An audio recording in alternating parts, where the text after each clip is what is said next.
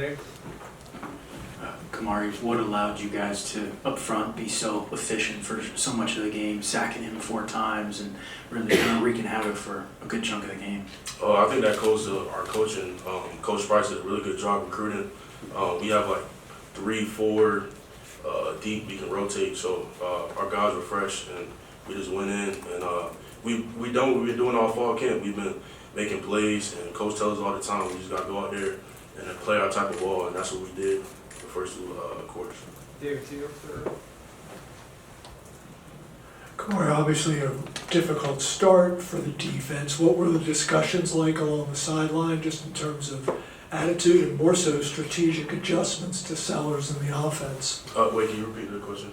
Just wondered how you guys adjusted after South Carolina on that first drive, went right down the field and scored. Oh yeah, I feel like we just had to get adjusted to the game. It was a big time game. I don't know exactly what happened. We got to go to the drawing board and see, but I think we adjusted, and the first 2 quarters you can see, man, our defense, we got something special. I think we just got to go back to the drawing board and figure it out. And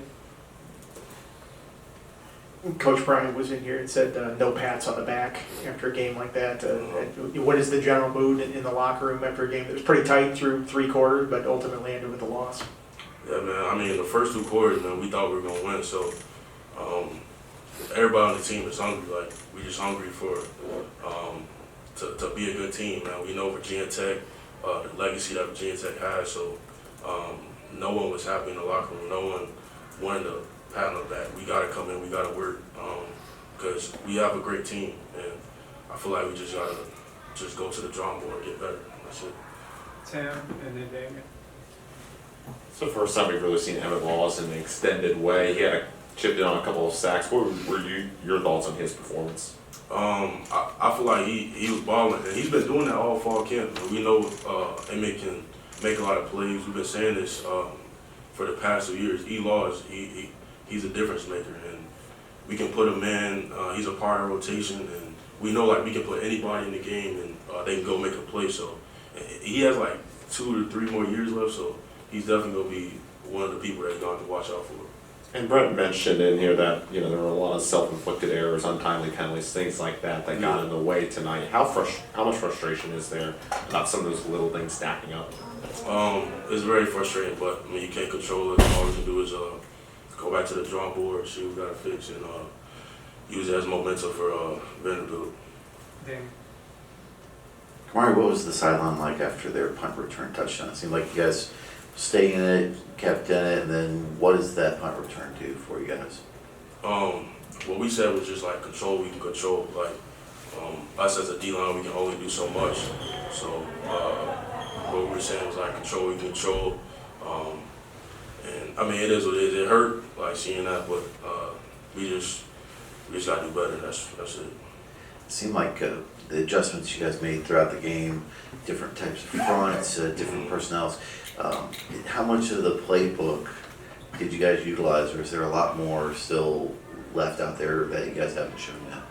I don't really want to say too much on that because I know that everybody watching, but I'm gonna say our coach Cephas, he does a real good job of letting the D-line get one-on-ones.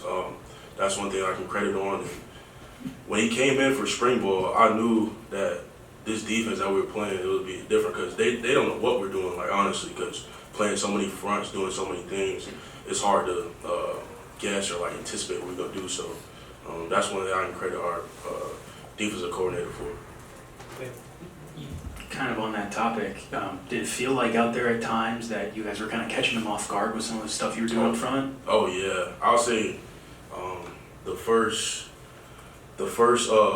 TFL I had, I slanted to like the backside A gap. I don't think they expected it at all, so that's one thing I can say. When we talked to Kelvin leading up to this, he talked about just how important kind of caging Sellers was, and you guys sacked him 4 times and forced 6 punts in the game and had that safety. I mean, you feel like you guys did a really good job of, obviously not the results you want, but winning that battle up front and not letting that kind of control the outcome of the game? No, I don't think we did a good job. I think we got to do more. We in the first 2 quarters, I'd say we did good there, but the score is too high. I think we just gotta do more as a D line. We'll go and watch the film and see what we gotta do. Last one, Connor. Kemari, just looking back on last year, injuries are not fun, and having that itch to get back on the gridiron is definitely something that grew. What is it like to finally get back on the turf and to play with your guys? It feels great. You know, I got hurt last year in my 4th game. I was like the 50 tackle in the rotation. Like a lot of football is just waiting your turn. So I just stayed hungry, tried to learn what I can from the guys that are around me. We had like 40 tackles that went to the NFL. So I just learned what I could. And every snap I just play like it's my last. Like, because football got taken away from me. So every snap I play like it's my last. And I felt like it was a blessing in disguise because sometimes you go into practice, you're like, man, like, but like now it's like every snap, every practice, like I'm giving this thing everything I got because you never know if it's gonna be your last snap. So. Thanks, Connor.